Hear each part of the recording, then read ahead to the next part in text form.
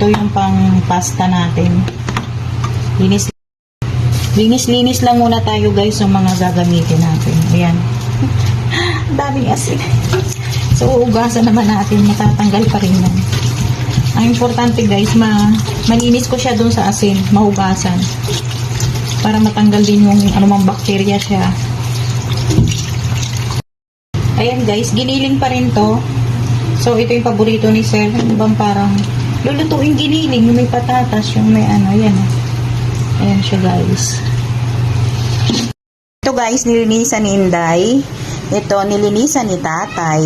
Siyempre, ang inyong lola ang nagtrabaho dyan.